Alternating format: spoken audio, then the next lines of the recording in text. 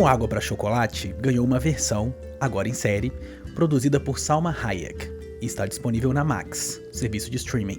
Você provavelmente já deve ter visto o filme, que fez muito sucesso no início dos anos 90.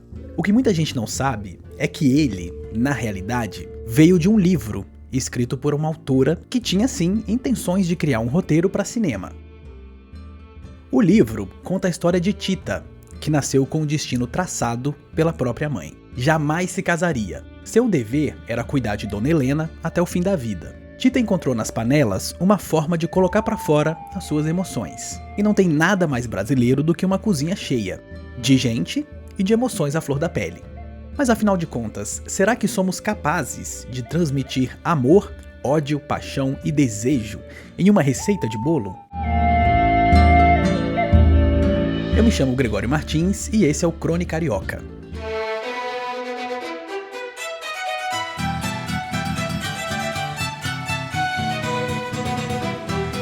No episódio de hoje, vamos falar sobre a história de Como Água para Chocolate. Seria possível transmitir emoções pela comida? Ou isso é coisa de cinema? Conversei com Márcia Almeida, moradora de Vargem Pequena, que viveu uma temporada de MasterChef na Suíça, enquanto cuidava da filha que passou por uma quimioterapia. Na segunda parte do episódio, eu bati um papo com a psicóloga Cristiana Lembo sobre a personagem Tita e a importância que o controle emocional tem em nossas vidas. O livro da autora mexicana Laura Esquivel foi um sucesso estrondoso no fim dos anos 80. O título Como Água para Chocolate é uma metáfora sobre dois mundos que não podem coabitar o mesmo ambiente: excesso de água e chocolate quente. O próprio livro diz o seguinte, abre aspas: Tita estava literalmente como água para chocolate quente, a ponto de transbordar com a fervura.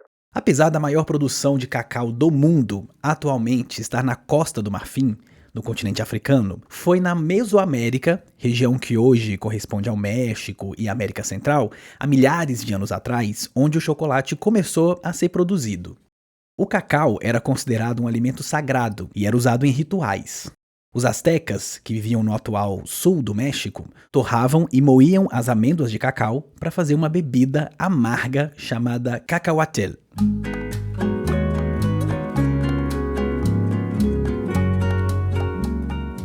Tita é uma jovem apaixonada por Pedro Mosquiz, filho de um grande fazendeiro na região norte do México, fronteira com os Estados Unidos. Quando ele pede a mão de Tita em casamento, Dona Helena diz que ela não poderá se casar. O seu destino é cuidar da mãe até o fim dos seus dias. No entanto, Dona Helena oferece a mão de Rosaura, filha mais velha, e Pedro aceita. Que raios de história de amor é essa? Você deve estar se perguntando. Bem, na cabeça do Pedro, casar com Rosaura garantiria estar sempre perto de Tita. Vamos lembrar que a história se passa no início do século XX, quando um retorno ao romantismo estava tomando conta da literatura e dos suspiros dos apaixonados. O amor proibido é expresso pela comida. Tita é uma excelente cozinheira. O livro diz que quando Tita nasceu, ela chorou tanto que as suas lágrimas viraram 5 quilos de sal. E Nátia, cozinheira da fazenda, teve sal para utilizar nos seus pratos durante o ano inteiro. A história é dividida em 12 capítulos. Cada um deles representa um mês e uma receita. A primeira temporada da série da Max tem apenas 6 episódios. O restante da história será contada na segunda e última temporada. A conexão de Tita com a comida é tão grande que, ao fazer o bolo de casamento de Pedro e Rosaura, Tita deixa cair uma lágrima. Ao comer o bolo, todos os convidados choram por lembrar de amores roubados e sentem a mesma dor que Tita sentiu.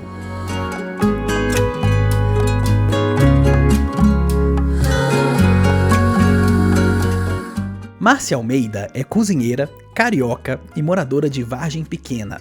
Em 2024, ela realizou o grande sonho de se destacar na cozinha.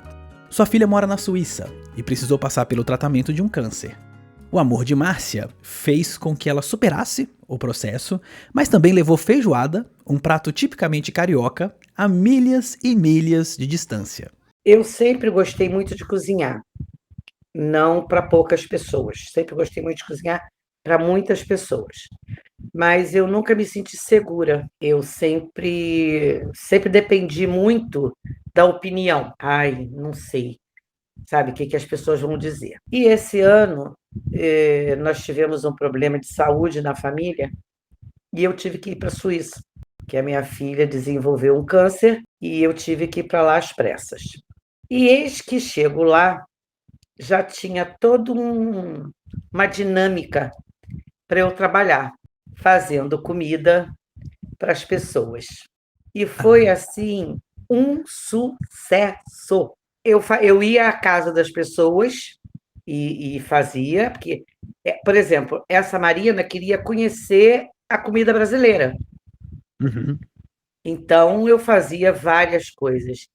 E isso foi me dando mais gás, de eu achar que, caramba, eu cozinho muito. Porque eu achava que sim, mas eu não tinha essa segurança, né? Sim. Então eu tenho assim feedbacks lindos de pessoas que não vêm para o Brasil há muitos anos e que a minha feijoada fazia recordar um domingo na casa da mãe, sabe? Que Então, legal. porque eu amo cozinhar e eu acho que cozinhar é um ato de amor. Não dá para você ir para a cozinha fazer comida ou alimentar alguém se você não fizer com amor. E você E acha que você tem que estar bem para poder cozinhar? Isso, ou isso acho, acho, reflete na porque cozinha, na comida? quando você está menos, muita coisa não dá muito certo, mas eu tenho uma técnica. Eu começo a voltar para o meu corpo, eu digo que eu estou voltando para o corpo, né? E volto a. Aconteceu isso no Natal, eu faço rabanada assim, com o pé nas costas, e eu não conseguia fazer a rabanada. Então eu tenho que dar um tempo para Isso que poder. no Natal desse ano? Então é muito claro isso para mim, sabe? Eu gosto de ir para a cozinha bem, que eu sei o que eu faço, eu amo o que eu faço, e eu quero que as pessoas, ao comer, percebam que aquilo foi feito com carinho, com amor, sabe? Esse é o meu objetivo. E isso foi uma coisa que você. Que o ato de cozinhar tem muito do aprender, mas tem muito daquilo da tradição, né? É passado de uma mãe para uma filha, às vezes da mãe para o filho. Como é que foi com você? Foi assim Minha também? mãe, minha mãe. Minha mãe sempre cozinhou muito bem e os meus 3 filhos cozinham muito bem. Não gostam, mas cozinham muito bem. Preferem que eu faça, é mais fácil. Ah, eu entendo. Mas todos 3 cozinham muito bem. Tem algumas coisas assim que eu mudei, né? Porque as coisas foram evoluindo Sim, claro, e claro. hoje em dia existe muito tempero que as pessoas dizem, ah, a comida está sem sal, mas está uma delícia. É o tempero. Uhum. A comida não é o sal, é o tempero da É, comida. é uma É a, alquimia, né? Uma mistura de coisas é ali a que você tem que fazer. forma que você tempera, é a forma que você prepara aquele feijão que faz com que as pessoas digam, nossa, eu tive um cliente lá na Suíça que tem até uma mensagem que ele me mandou no Natal. Eles têm um poder aquisitivo muito bom, viajam Uhum. o mundo, mas ele disse: eu nunca comi uma feijoada tão, nem nos melhores hotéis, 5 estrelas, eu comi uma feijoada igual a sua. E aí isso foi me estimulando e vendi muita feijoada. Que legal. E Vendi. você acha que tem um. Porque eu não sou do Rio, né? Eu sou de Minas Gerais, aí eu vivi em Brasília. E quando eu vim aqui pro Rio, eu tive dificuldade de reconhecer assim, um prato que fosse típico do Rio. Porque o Rio também é muito cultural, né? Assim, uma mistura cultural muito grande. Aí eu achei difícil de ter. Tem a feijoada, claro, né? Que é um prato muito famoso daqui. Lá em Brasília, por exemplo, tudo que é remetido ao Rio é através da feijoada. Mas aqui, além da feijoada, eu não consigo imaginar outras coisas. Tem outras coisas, assim, que são muito regionais daqui, muito típicos daqui? Isso é muito relativo, porque a gente come rabada, a gente come costela assada, a gente come a feijoada. Então, eu acho que vai muito do gosto de cada um, sabe? Eu, Uhum. por exemplo, sou uma pessoa que eu não ligo para feijoada, mas se eu assar uma costelinha de porco, meu amigo, Faz fila. sabe? Então, eu acho Aham. que é muito isso. A gente tem muitas opções, é um leque É, de verdade. referências. sabe? Então, eu não sei, na minha opinião, acho que não dá para. Ah, não, Rio de Janeiro. Agora, normalmente as pessoas lá fora, não sendo brasileiros, a referência deles é a feijoada. E uma coisa engraçada também que eu achei de Brasília pra cá, e de Minas também, né? É que tanto Minas quanto Brasília, a feijoada é servida nos restaurantes na sexta-feira. Aqui todo dia tem feijoada É, no restaurante. é porque Já faz parte, né? já é. Por exemplo, tem vezes que eu faço um feijão, só não faço aquele acompanhamento de couve, Uhum. mas é um feijão meio tipo feijoada. Aquilo passa o sabor pro feijão, assim, que fica uma delícia, né? Pois é, pois é.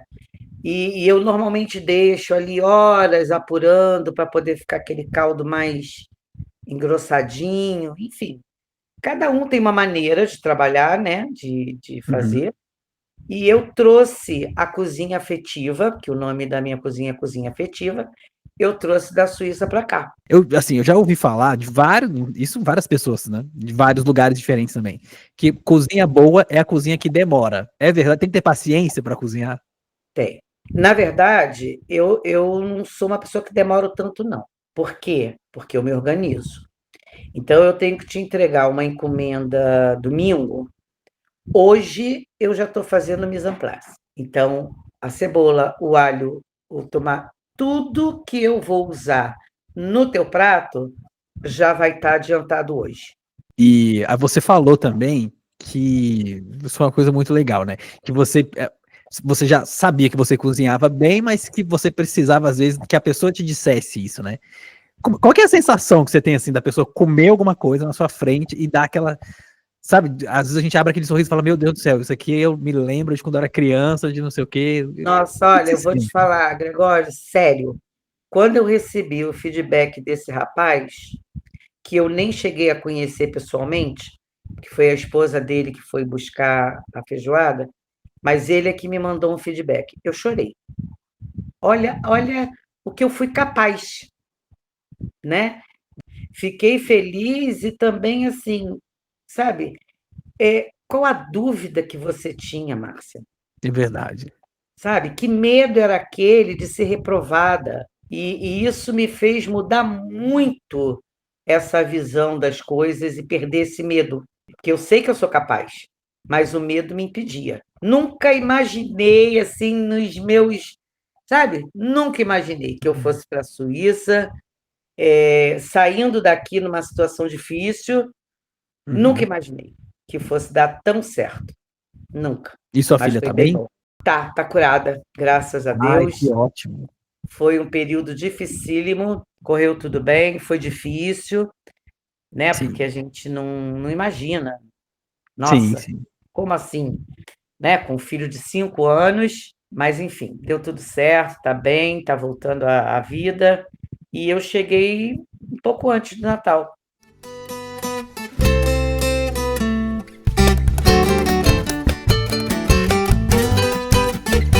Não saia daí, o podcast volta em alguns segundos.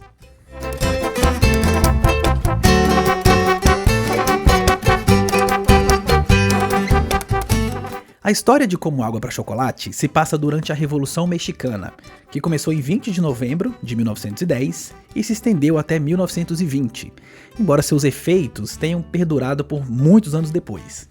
O conflito foi desencadeado por uma variedade de fatores, incluindo a luta contra a ditadura de Porfirio Díaz, a desigualdade social e a necessidade de reformas agrárias. A revolução resultou em mudanças significativas na política e na sociedade mexicana. A mãe de Tita usou uma frase que traduziu bem os sentimentos dos grandes latifundiários. Dona da fazenda Las Palomas, Dona Helena disse a Rosaura que o casamento, para as elites, era como um negócio. O amor, caso existisse, viria depois. Acredite se quiser, mas a Revolução Mexicana também teve efeito no Brasil, e seus ideais influenciaram o pensamento político, especialmente entre os jovens e intelectuais. Também crescia um movimento de insatisfação com a República Velha, dominada pelas oligarquias de Minas Gerais e São Paulo, conhecida como República do Café com Leite. Você deve se lembrar dos tempos de escola sobre o movimento tenentista, que buscava reformas políticas e sociais e questionava a corrupção e a ineficácia das elites dirigentes. Esse movimento ganhou força a partir de 1922. Mas foi em 1930 que o Brasil viveu a própria Revolução.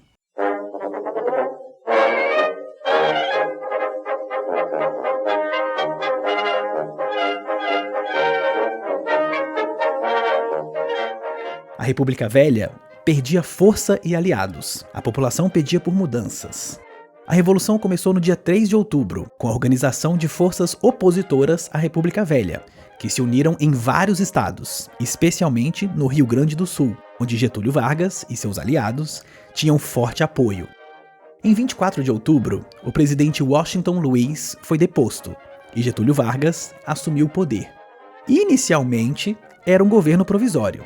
De provisório, a gente bem sabe que só tinha um nome. Em 1937, Vargas estabeleceu um regime autoritário, conhecido como o Estado Novo, que durou até 1945. Durante esse período, ele consolidou seu poder e introduziu novas políticas, como a criação da Consolidação das Leis de Trabalho, também conhecida pela sigla CLT. No primeiro episódio do podcast, eu comentei que Getúlio Vargas foi o responsável por implantar uma revolução industrial no país. E realmente foi. Vargas implementou várias reformas, incluindo modernizações econômicas e sociais. Além da industrialização, promoveu a urbanização com seu projeto de Casa Brasileira, mas isso fica para um outro episódio.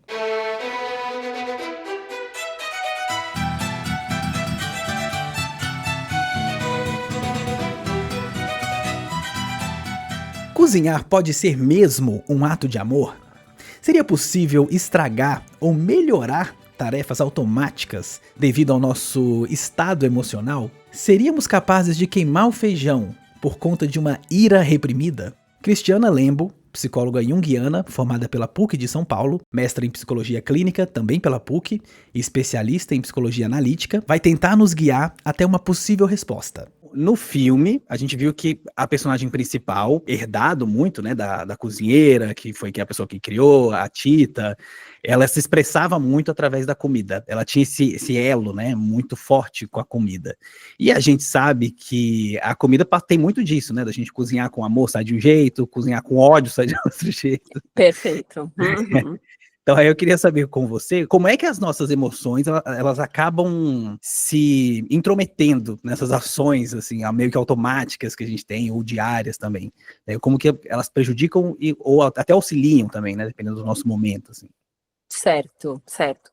Então, e é muito interessante a ideia do filme de mostrar bastante a relação da mãe com as filhas, porque o alimento, a nutrição está muito ligado né, simbolicamente, psicologicamente, ao materno, né? Quando a gente pensa na relação pais e filhos, né, mas em especial do bebê com a mãe, a gente vê que já no início o que começa a ligar o bebê com a mãe é a alimentação, né? É a amamentação.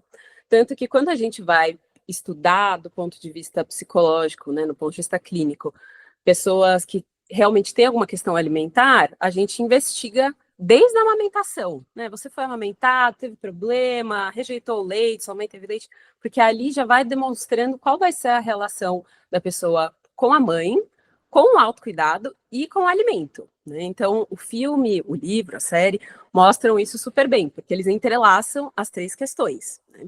Então, a alimentação, ela nada mais é, de fato, do que a primeira maneira da gente receber afeto de alguém. Então, a forma como a gente vai se relacionar, tanto na hora de comer, né, quanto na hora de cozinhar, até na hora de você montar um prato para apresentar para alguém, já vai embutido ali muito do seu emocional e da sua relação com aquela pessoa, de quem quer que esteja na sua frente. E assim, isso é legal que você falou, desde quando nasce, porque a Tita já Sim. nasce num choro, né? Perfeito, perfeito. E nasce não só de um choro, e a gente vê ali, né, que é a trama, né? Pode dar spoiler? Não tem problema? Pode. Tá, então tá bom, porque as pessoas se incomodam, né? Eu não me incomodo. Psicólogo não se incomoda com spoiler, porque paciente traz a história de filme, de livro, enfim. Mas, porque ela nasce de um choro, né, muito bem lembrado, e nasce de uma traição, né? A gente descobre ali que ela é fruto, né? São 3 filhas, mas a caçula, a Tita, é fruto de uma traição. Então, a relação delas já é bastante complicada ali do início, né? Porque o marido, né? O pai da Tita, né? O pai postiço, vamos dizer assim, que a adota, né? Ali, casado com a mãe dela, morre ao saber do caso. Então, ali já vai havendo um conflito enorme na relação das duas, né? Tanto é que aí tem também aquela tradição esquisitíssima, né? A filha mais nova tem que cuidar da mãe, não sei mais o quê, né? Até Não a sei morte. se é um costume da família ou se é um costume local, mas é uma coisa super triste, né? E aí, desde então, a relação dela já é muito negativa, né? Mas o que eu acho muito interessante na Tita, né, que é bem o que você pontuou, né, a forma como ela vai cozinhando com amor, isso reverbera no casamento, né, da irmã, e depois no casamento ali da sobrinha, mais pra frente, né, porque a Tita é muito resiliente, né, então, assim, mesmo sendo criada por uma mãe que trata ela quase como uma madrasta, quase a Cinderela, né? Uhum. Uma Cinderela ali, né? Ainda assim, ela cozinha com amor, porque ela tem ali uma mãe substituta, né? Na Quantia, né? É Quantia o nome da Da, cozinheira? Nacha. Nátia, Quantia é a menor, né? A outra moça. Uhum. Ela substitui ali, né? Para mim, a sensação que dá é que aquela vira a figura de mãe boa, já que ela não tem uma mãe boa biológica, né? E aí ela é muito resiliente porque ela consegue ter uma capital materno ali, né? A partir da moça, né? Da funcionária lá da casa. E não só isso, mas ela cozinha muito bem, né? Isso é super interessante, porque ela literalmente ela faz para ela mesma, ela se autoprovê o alimento que a mãe não consegue dar, né? Da onde que vem aquele afeto todo? Dela, é Uhum. natural, é pura resiliência, né? Coisa que a gente já não vê na irmã, né? Tem uma cena lá que Uhum. a outra irmã vai fazer uma comida e já sai uma comida toda estragada, né? Porque, diga-se de passagem, ela estraga as 3 filhas, né? Essa mãe estraga as 3 filhas, né? E é interessante também porque no livro, o filme ele troca, porque no livro a filha que é fruto de uma traição é a do meio, é a Gertrudes. Tá. Uhum. E aí a Tita, ela na verdade, ela é fruto de um abuso, porque o marido descobre a traição, mata Uhum. o pai da Gertrudes, né, que era o grande amor da Helena, e Uhum. aí a Tita acaba, né, ela vem através de vários abusos, né, que vão acontecendo até ela engravidar mesmo, porque ele queria um menino, né, queria um filho. E aí ela não conseguiu dar esse filho, Entendi. ele acabou morrendo depois, né, e tal. Mas aí, antes da Tita nascer, e aí a Tita ela Nossa, nasce de uma rejeição, né, por isso que ela mais nasce... trágico ainda. O livro é muito trágico. Meu Deus, porque o filme O já é livro, super não, trágico, o livro é né? mais, o livro é Mas bem mais. É, caramba. o livro é bem Então mais trágico. a série é mais fidedigna nisso, Greg, ou não? A série Uhum. Vou também fala um pouco. assistir É que a também. série, porque Uhum. o livro, depois de vários anos, ela Uhum. lançou um outro livro que se chama Os Diários de Tita. Que aí Ai, que meio que legal. ele conta a história de antes, né? Fala sobre a mãe, sobre Uhum. a história da mãe, né? A relação que ela teve também com o pai da Certo. Gertrudes, então, é bem interessante, assim. E o que eu achei Uhum. interessante também é essa coisa do o papel da mulher, né? Porque a Uhum. mulher tá ali na cozinha, mas ao mesmo Uhum. tempo, esse é o único momento onde ela meio que tem onde ela tem escolhas, né? O que ela pode cozinhar. Porque a própria Nath, ela não pôde escolher com quem ela ia se casar, né? Uhum. Porque a mãe Uhum. Helena lá não deixou, né? Ela se casar, ela Uhum. ficou ali na cozinha pro fim da vida. E a mãe Helena que começou essa tradição também, né? Essa tradição, eu até pesquisei para ver se era uma tradição do norte do E México, mas aí? realmente foi uma coisa inventada por ela, né, pela dona Helena, Ah, talvez por conta disso, né? Porque como a Tita veio desse abuso, aí agora seria exato. uma vingança dela, né? E aí é uma coisa Exato. que passou depois para Rosaura e tal. Mas foi Exato. interrompido ali depois com a sobrinha neta, né, da Tita. Sim, eu tive essa mesma impressão que você, né? Quando ela, mais velha, né, ela fala dessa tradição de não deixar a Tita se casar, eu fiquei me perguntando, será que isso é uma tradição? Ou realmente se foi ali uma vingança, né? Do tipo, olha, já que você me fez perder o meu marido, então eu também vou sugar sua vida, né? É, Você também não vai ter. Uhum. exato. É porque no livro tem uma passagem que ela fala assim, essa tradição, a Rosaura quer continuar essa tradição maluca inventada pela minha mãe. Aí que eu fui pesquisar Aham. para ver se isso era realmente, né, algo que o livro deixou passar e tal, mas realmente parece ser uma coisa inventada ali Pela mãe mesmo. Porque, exato, porque né, a história se reproduz, né, aquilo que a gente Sim. chama na psicologia analítica, na psicologia junguiana, de um complexo transgeracional, né? O que é um complexo, assim, né? Uma palhinha bem rápida, né? Mas complexos, né? Temos vários complexos, né? A gente tem a vida consciente, que é essa aqui agora, a gente conversando, batendo papo, vivendo a vida, mas ao mesmo tempo tem o inconsciente, né, aqui acontecendo. Então, cada um tem seu inconsciente pessoal, tem um inconsciente coletivo, né, que todos nós dividimos, e esse inconsciente coletivo tem várias camadas. Então, tem de toda a humanidade, tem de um período de tempo, de um país, de uma cidade, e, obviamente, o inconsciente familiar, né? Então, quando a gente vai falar de complexo, o que é um complexo, né? São as emoções que a gente vai reprimindo ao longo do tempo. E aí você vê que nessa família, né, por a gente ver que a mãe dela é uma mulher extremamente frustrada, por isso que eu brinquei, ela vai estragando as 3 filhas, né, porque ela aprende as 3, né. Uma ela aprende colocando num casamento que era óbvio que estava fadada ao fracasso, porque o Pedro não gostava da Rosaura, né, ele só casou ali para poder ficar perto da Tita, né, o amor da vida da Tita. A Gertrudes foge, né, de casa, primeiro vai trabalhar em bordel, depois ela é a mais descolada, né? Depois volta renovada, militar, ótima, né? A transgressora, eu diria, da família, né? Ela é a transgressora. E a Tita, né, que ela fica ali prendendo a menina quase como uma funcionária, né? Por isso que eu brinquei, é a Cinderela ali da casa também. Então, um complexo transgeracional é quando uma emoção tão forte, né, um trauma tão forte de uma das pessoas vai passando de geração a geração. Toda família tem complexo transgeracional, né? Aí vai depender qual é o tema de cada família. Às vezes é com perda de dinheiro, às vezes é com luto, com comida, com separações, divórcios, coisas assim, né? Briga entre irmãos. E no caso delas, a gente percebe que é uma ferida no feminino, né? Porque a mãe fere as 3 filhas. Aí depois a Rosaura quer repetir a história com a própria filha. Mas por quê? Justamente, né? Ela também casou com um homem que não a amava, também não soube receber afeto, não sabe cozinhar. A gente vê ali que ela também não sabe ter um amor incondicional, né? Ela também quer aquele amor com condições, que é o que a mãe delas procura nas 3 filhas, né? Muito amargurada, né? E uma coisa que eu lembrei também, né, que você mencionou do choro, que eu achei bem legal, né? Bem legal não, né? Muito triste, mas muito interessante, porque a lágrima, né, que a Tita se emociona tanto por alegria quanto por tristeza, né? Ela é uma personagem que chora bastante. A mãe não, né? Tanto é que quando o sobrinho neto morre, né? O primeiro bebê morre, que a Tita até amamenta, né? Lembra que tem, né, essa questão que a irmã não consegue amamentar, mas ela consegue. Sim. Olha o materno nela, né? A vontade de vida. Ela chora e a mãe fica com muita raiva, né? Ela fala assim: não pode chorar, para com isso, a gente tem que trabalhar. Sendo que a lágrima tem uma função extremamente social, né? Não é só a emoção, ela é social.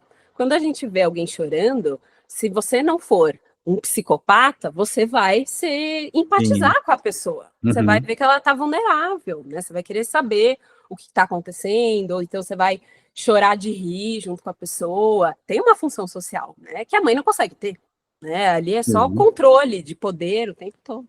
E aí você falou uma coisa engraçada do complexo, interessante, né, do complexo, porque também tem um negócio do trauma, né? Porque a Tita, ela vai num crescente. Ela começa, ela vai retendo, né, tudo, ela começa totalmente subserviente à mãe, né, obedece, aceita tudo de cabeça baixa, vai engolindo, não fala nada, e aí vai num crescente, assim, até chegar numa libertação mesmo, né? Exato. E culmina com o falecimento da mãe e tal. E ela espantando o fantasma da mãe e tal. E aí, isso era uma outra coisa também que era legal de eu te perguntar, né? Do trauma. Assim, até que ponto é positivo, se é que existe um ponto positivo da gente segurar as coisas, né? Que esses pequenos trauminhas, que a gente tem alguns traumas a gente cuida que nem pet, né? A gente vai ali, ai não, deixa ele quietinho por enquanto. Pior que é. Deixa ele dormindo. É verdade. Sim, não sei se eu diria positivo, né, assim, de reter o trauma, né, porque é tudo uma questão de adaptação, eu diria, né, infelizmente, como eu brinco, né, no consultório, é assim, meu filho, se você não foi traumatizado, paciência, alguma hora você vai ser, sabe? Sorte a sua se... Tem gente que tem a bênção, eu brinco, de ser traumatizado na vida adulta. Eu não tive essa sorte, já na infância já tive trauma, né? Então, o que acontece, né? A forma como cada um lida com os próprios traumas é muito uma situação de adaptação, né? Se você vem de um lar em que há acolhimento, você sofre um trauma, mas há um acolhimento, você não vai sentir a necessidade de esconder tanto o trauma, né? De reprimir tanto a emoção. Mas no caso da Tita, ela não tem espaço, né? Então ela só vai engolindo, engolindo, engolindo, né? Sem querer brincar com a alimentação, mas já brincando, né? Engolindo, engolindo, engolindo.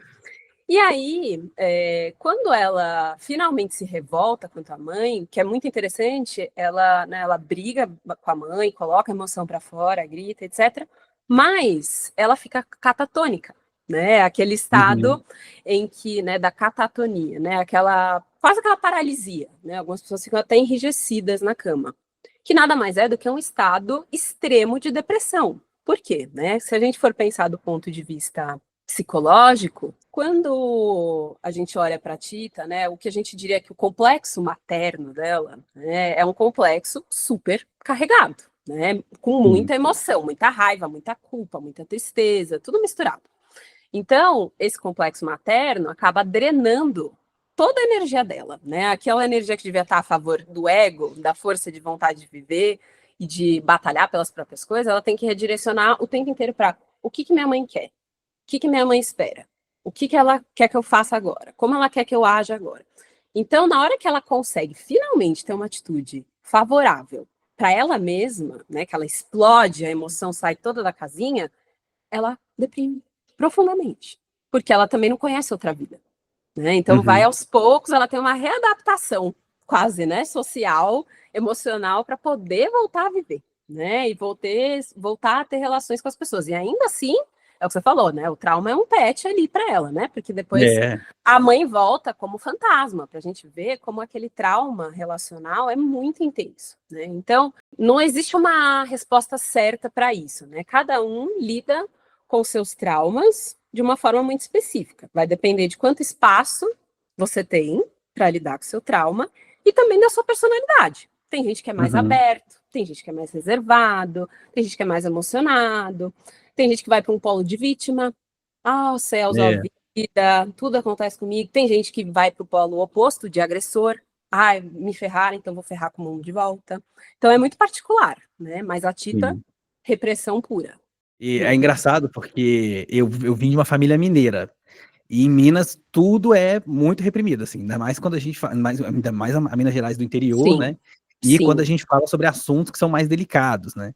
E quando eu vim para o Rio, eu sempre brinquei que o carioca, ele é o mineiro menos tímido. Boa, boa. Conseguiu ultrapassar a timidez. E aqui tem o negócio do papo reto, né? Que para mim foi um trauma. O início, né? O início, porque assim, é um sincericídio que eu não estava muito preparado. Demais. Minha família é carioca, né? Eu sou de São Paulo, mas minha família é carioca. É uma coisa maluca, né? É uma agressividade no verbal, né? No amor também. Exato, mas, né? É isso aí. Mas assim, aí eu comecei quando você começa a entender essa dinâmica, você fala, gente, mas é isso, né? A gente não tinha que ficar engolindo algumas coisas, né? Você tem que falar. Tá errado? Fala. Né? Te incomodou? Fala. Você tem boca para esse tipo de coisa, né? Nossa, isso foi uma coisa que não abriu muito. Eu falo para todo mundo que eu mudei muito depois de ir pro Rio de Janeiro. Te libertou. Foi libertador. Consegui assim, soltar. Muitos demônios estavam presos em umas gaiolinhas que não deveriam estar. Exato. Óbvio, né? Eu acho que é necessário um filtro do tipo também para a sua saúde mental, do tipo, que batalhas eu devo travar, né? Exato, porque tem gente que também não serve o teu tempo, né? Não vale a pena. Mas, com certeza, tem horas não, mas por exemplo, são coisas pequenas, né? Por exemplo, não, eu sempre tive muita dificuldade em dizer não, eu aprendi a dizer não aqui. Claro, tem que falar mesmo. São coisas pequenas, é claro que existe um exagero em algumas situações, que né, sei bem. Passar por esse caminho. Sim. Mas essa coisa mesmo, assim, da expressão, isso eu acho o carioca muito expressivo. E é muito natural, né? Não sei, assim, eu fiquei bem encantado assim, com essa coisa do carioca ser assim. Que é o espírito do lugar, né? É o que eu estava brincando com você das camadas de inconsciente coletivo, é a tipologia, né? É o jeito da personalidade das pessoas. Então, enquanto em Isso. Minas o pessoal é mais introvertido, o Rio é a extroversão, né? Tá todo mundo na É, praia, né? Esporte, o sol, é diferente mesmo, né? A forma de se exato. comportar. Aí aqui você vem para São É, Paulo, é o quê? Burnout. Todo mundo estressado, só burnoutado, só pensa em trabalho, né? Cada é, lugar tem um estilo, um jeito de ser, né? é, é verdade. Uhum. E aí também uma outra coisa também que eu achei bem interessante, assim, que levantou muita discussão, né, e que eu já escuto isso de muito tempo também, assim, e eu acho que esse tipo de comentário, ele flutua muito em algo que é meio perigoso, mas em algo que também às vezes é necessário, né, que é aquilo da Aham. pessoa falar que cozinhar é uma terapia para mim, né, Sim. mas Hum. só que existem casos em que, assim, né, talvez a pessoa realmente precisa de um terapeuta, ela não precisa de uma panela, Opa, e como? Oi, como? Uhum. não é? Então, Exato. assim, daí eu queria Uhum. saber, mais uma vez, né, assim, qual que é o momento em que a pessoa ela realmente precisa, né, se dar conta de que a panela não está servindo como um ouvinte. A panela é ótima. Exato. Ou a panela, ou então, né? Eu adoro quando as pessoas falam, não preciso de terapia, eu vou pro bar e converso com meus amigos e falo, gente, Não é a mesma não é a coisa. mesma coisa. Seu amigo tá te É, julgando. Ele finge que não, mas às vezes ele exato, está, entendeu? Mas exato. vamos lá, né? Eu sempre brinco, né? Que qualquer traço de emoção ou qualquer atividade que a gente faz, ela tem um potencial neutro. Vai depender do que você faz com aquilo, né? E de como você se relaciona com aquela coisa, né? Então, por exemplo, cozinhar é terapêutico, né? Aquele ditado que estava, não é terapia, mas é terapêutico. Sim, Uhum, pode ser, né? Se você se sente bem, né? Se você consegue utilizar aquele momento para se distrair, ou então para fazer um gesto de amor, né? De vou receber meus amigos, então vou cozinhar aqui alguma coisa. Porque depende, né? Você também pode ver uhum. pessoas, né, brincando aqui, né, em São Paulo, né? Assim, o pessoal vai lá, faz marmita, não sei o quê, porque trabalha muito e tu tem que ter marmita estocada na geladeira. Aí cozinhar vira um inferno, porque aí você já não tá ali aproveitando, você tá produzindo, né? Já vira outra coisa. É, Então, realmente, né? Então, qualquer hobby, né? Então, não só cozinhar, né? Fazer um esporte, bordado, sim, tricotar, ler, né, assistir alguma coisa. ler, assistir séries, tudo tem um potencial positivo ou não, porque vai depender se você também fica ali maratonando uma série, né, compulsivamente. Tanto é que hoje em dia a gente já fala em compulsão por streaming, porque tem pessoa que Uhum, senta e fica ali o dia inteiro e não faz mais nada da vida, é perigoso. Então, o cozinhar também tem esse risco, e não somente pelo fato do cozinhar em si, mas pelo alimento em si, né? Porque o alimento pode ser prejudicial de várias formas, né? Claro que quando a gente vai pensar em transtornos alimentares, é um ponto importante. Geralmente são transtornos que têm uma ligação social, né? Se a gente vai olhar para uma sim, vulnerabilidade social extrema, ali você não vai achar gente com anorexia, com bulimia, porque ali é outra relação com a comida. Ali é sobrevivência. Mas quando a gente vai para camadas sociais, que nem precisam ser super favorecidas, mas mais favorecidas, aí você começa a ver, às vezes, perigos, né? Então, aquela pessoa que come compulsivamente, ou então que não come, ou então, né, que tem até uma cena que eu achei bem interessante no filme, né, disso, dela, o primeiro casamento que ela faz, né, o alimento ali, a Tita, para a irmã e para o Pedro, que não sei como é que tá lá no livro, né, mas que o pessoal come e passa mal, né, isso, começa a igualzinho. vomitar, né, isso É. é muito interessante, porque é isso, né, a tristeza dela no cozinhar, ali o cozinhar não foi terapêutico, por exemplo, né, porque ela Uhum. estava É, cozinhando verdade. triste, e isso passa para a comida, né? E isso, de um ponto de vista de dinâmica, de psicodinâmica, quando a gente fala de alguém que tem bulimia, geralmente é uma pessoa que está carregando algo dentro de si e expurgando um problema que nem dela é. Muitas vezes a bulimia também tem essa questão de um complexo transgeracional, que é diferente da anorexia, por exemplo. A anorexia já é o pessoal que é muito perfeccionista, que quer controlar tudo o tempo inteiro, Hum, né? Que é um polo similar do compulsivo, né? Que também tem uma coisa de querer controlar tudo, mas tem uns momentos de descontrole de querer se empaturrar de comer, né? Então, cada forma, né, cada trauma, cada complexo vai construindo de alguma maneira nossa relação ali complicada ou não com o alimento. Então, o cozinhar pode ser terapêutico ou não, mas é isso, né? É um hobby. É muito diferente de você sentar com um profissional e entender, né? Olha aí, tudo que eu tô te falando, né? De complexo materno, transgeracional, a questão social, como você estava apontando, né? Em Minas eu senti as pessoas de um jeito. Então, tudo isso, né, no Rio de outro, tudo isso vai influenciando na forma como a gente se relaciona e como a gente sente as coisas, né? E a comida transborda isso, né? Então, ao mesmo tempo que o pessoal lá vomitou e passou mal, já no casamento da sobrinha neta, todo mundo comeu e ficou o quê? Taradão, né? Apaixonado, todo mundo querendo se amar, né? O É pessoal querendo verdade. achar ali um date, porque o amor estava transbordando na comida, né? E o quanto isso não É, é verdadeiro? Comida não é um afeto, sim, né? sim, sim. Quanto a gente não pensa assim, né? Ah, vou levar ali uma lembrança para o fulano de Natal, leva um panetone. Ou então, outro cenário, né? Muito comum.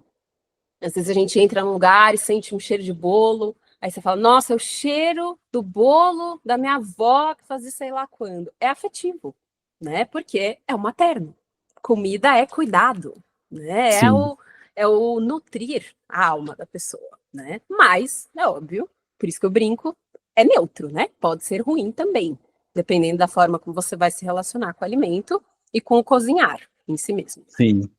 Não, é legal que no livro isso, assim, é dito de uma forma muito delicada, né? Que é quando, por exemplo, Uhum. o bebê rejeita o leite da mãe, Exato, e aí exato. nasce não, né? Desenvolve um leite na tita. A tita também, quando ela era bebê, né? Ela comia tipo uma papinha, né? Que era feita lá pela cozinheira, né? A Nátia, porque a mãe Uhum. também provavelmente deve ter, né, dado alguma rejeição ali também com a bebê, mesma coisa, né?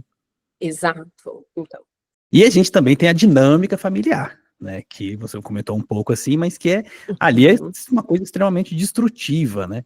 Exato. Tem Uhum. como se livrar de uma dinâmica familiar traumática? Sem Pergunta de ter, é, US$ 1 milhão. Pois sem ter que é. cortar os laços, porque isso aí porque no caso da Tita, né, a vida fez com que os laços fossem cortados, né? Pois é. Mas Uhum. Uhum. Nem sempre, né? nem sempre, exato. É, eu gosto de ter esperança que dá para resolver o conflito em vida, né? Dependendo ali da família. Mas, infelizmente, a gente sabe que nem sempre é assim, né? Então, Uhum.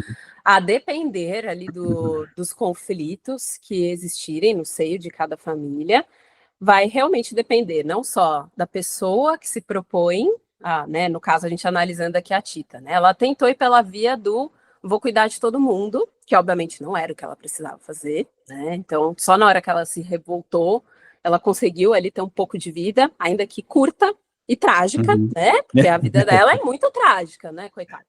Mas conseguiu, né, ter ali uma nova vida, mas nem sempre, né? Eu acho que infelizmente existem famílias que são muito adoecidas. Então, a depender do contexto, é aquele velho ditado, às vezes na família é parente.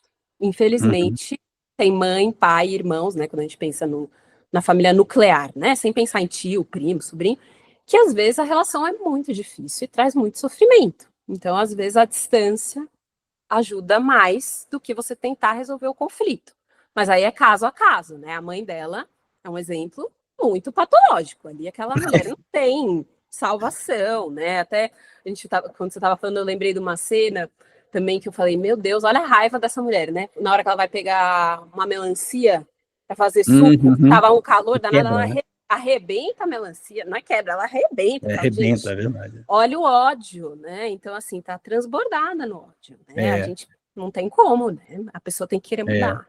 Não, no livro também fala muito disso, né? Que as Uhum. atividades que a mãe mais gostava eram todas atividades que eram voltadas à destruição, à morte, não sei o que era Olha matar os isso, animais, olha quebrar isso. nozes, né? Fazer arrebentar uma melancia e tal. Então, É né? não, Uma é realmente tristeza. bem. E É, todo mundo tem trauma, todo mundo vai sofrer alguma coisa, como eu estava dizendo, né? Só que aí, o que vai mudar, né? A tua escolha, né? Aí entra o livre-arbítrio, a escolha, a tua consciência, a tua ética de falar, tá, isso já aconteceu comigo, já tô lascado. O que eu vou fazer com isso? Né? Vou fazer uma limonada, uma caipirinha do limão, ou vou fazer todo mundo chupar o mesmo limão que eu? Porque a sensação que dá é essa, né? Que essa mulher faz, né? Já que a vida é uma droga para mim, tem que ser para todo mundo. Então, não tem salvação ali naquela mulher. Não, e essa dinâmica também, ela vai muito naquilo da culpa e da autossabotagem, né, que é o que a Tita acaba sentindo, né, com o passar do tempo. Exato. A mãe sempre jogando, a culpa é sua, você que não sei o quê, né, tu jogava a culpa pra ela, não ficava de olho nela e no Pedro, que ela que desgraçou com a família inteira. Aí é mais difícil ainda, né, porque assim, a cabeça de uma pessoa que tá sob uma culpa é muito grande, né, e que tá sendo lembrada dessa culpa também. Porque isso, infelizmente, é muito comum, né, no seio de várias famílias, né, não só mãe, mas às vezes o próprio pai, ou irmãos, ou avós, às vezes quando a pessoa é criada pelos avós, né, de colocar no indivíduo como se ele fosse um fardo, como se ele fosse um trabalho, né, de olha só, a sua vida custou a minha, perdi meu status, perdi minha carreira, perdi meu casamento, perdi N dinheiro, sei lá, né, N fatores. E aí é aquele cenário em que eu digo que a pessoa não tem mais um amor incondicional, ela tem amor com condições, se é que no caso da Tita tem amor, porque ali para mim é só poder, né, é só disputa de poder, de briga. Mas às vezes tem amor com condições, né, das pessoas te tratarem bem, enquanto você também tá ali servindo, a bel prazer, agindo como a pessoa quer, indo resolver as coisinhas para ela, aí ela te ama. Aí se você fala um não, né, como você estava brincando aí há um tempo atrás, aprende a falar não. Tem gente que não aguenta ouvir um não, né? Isso e ofende. Pois é, mas só quando a gente aprende a ouvir não do outro e respeita, é que você sabe que a pessoa te ama de verdade. Porque ela tá te dando liberdade, né? Amar é ter liberdade. Olha o aprisionamento que essa mãe faz, né? Nessa casa. E aí, por último, uma coisa que tem muito a ver com a sua profissão, né? Que é a questão de, na época, tudo era loucura. Ainda mais mulheres, né? Você tá louca, eu vou te internar. Deus. E aí tinha lá o internato, lá, era um sanatório, na verdade, né? Era um sanatório de freiras e tal. E tudo era, né? Eu vou te jogar lá porque você tá impossível, você enlouqueceu. Isso era uma coisa que a mãe sempre falava pra ela, né? Você enlouqueceu. Sim, é verdade. E isso é outra moeda não de autossabotagem, né? Eu diria de chantagem, né? Porque a culpa né, é muito simples você falar que a pessoa enlouqueceu quando ela não tá fazendo o que você quer. Né? No caso ali é assim, você não tá fazendo o que eu quero, então você tá louca. Né? É a chantagem emocional que a mãe tá fazendo ali com a filha, né? Aí gera culpa, ela cede, faz o que a mãe quer. Mas, tirando isso, né, realmente, até pouquíssimo tempo atrás, né, essa situação, essa relação com a saúde mental, com o que é loucura e etc, né, fraqueza emocional, entre aspas, isso vem mudando pós-pandemia, porque até um tempinho atrás, se você falasse que fazer terapia e ia no psiquiatra, você era louco, né, ou louco, ou fracassado, ou preguiçoso, ou então falta de fé, né? Depende aí do público, cada um fala uma coisa, né? Mas isso acontecia muito quando o cenário ali, né? A pessoa fugia da regra do cenário, né? Então, se é alguém que está perturbando a ordem, está perturbando a regra, tá me deixando mal moralmente, né, aos olhos dos outros. Imagina ter uma filha que entrou pro exército.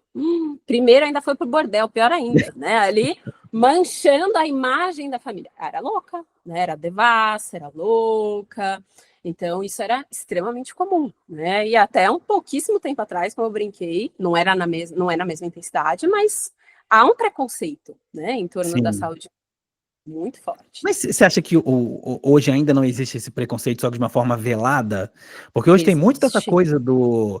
eu tô com a saúde mental em dia e não sei o quê. A pessoa nunca foi numa terapia na vida. E pra mim, quem tem saúde mental em dia é uma pessoa que vive dopada. Porque ela não experimenta. Meu Deus! Ela experimenta altos e baixos da vida dela, né? Então ela tá dopada.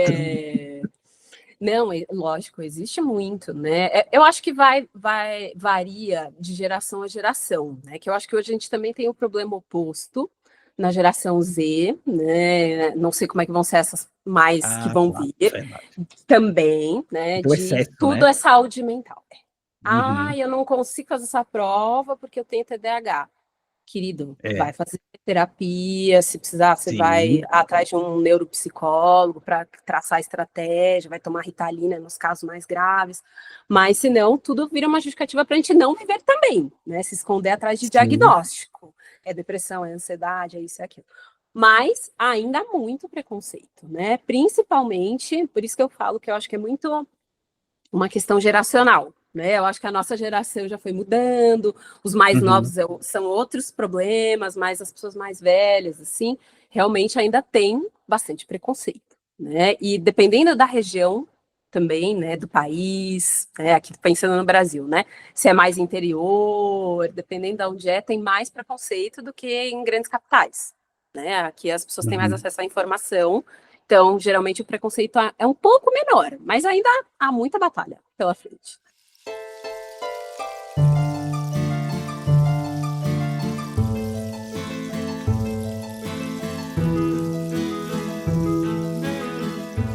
Como Água para Chocolate parece um romance, mas na verdade é uma grande tragédia. Uma história que nos faz pensar nas revoluções que passamos ao longo da vida. Tita, a princípio, é condenada a viver no encalço da mãe. Com o caminhar da trama, ela ganha coragem e vai se tornando cada vez mais independente. Uma mulher independente, no México de 1920, era algo impensável. Um funcionário de uma fazenda, que mal ganhava para alimentar a família, mesmo nascido homem, também não era independente. As pessoas eram o destino que a vida impunha ao nascer. É doido pensar que hoje, com tanta informação, com a educação a um clique da maioria das casas nas grandes cidades, ainda somos condicionados ao estigma socioeconômico de onde vivemos. A diferença é que hoje temos uma escolha. Seremos levados a ter o mesmo pensamento que o nosso meio, porque assim alguém nos disse? Seremos condicionados ao consumo irrefreável só porque as redes sociais assim nos disseram? Onde está aquele sentimento revolucionário que nos faz ter a coragem de Márcia e encarar o medo de uma opinião? Ou a coragem de Tita, que expulsou o fantasma da mãe ao dizer aquilo que sentia? Se você assistiu apenas a série da Max, isso foi um dos spoilers desse episódio. Tita é o exemplo de que a maior revolução está dentro de nós. Em enfrentarmos os nossos traumas e não permitir que estes nos calem.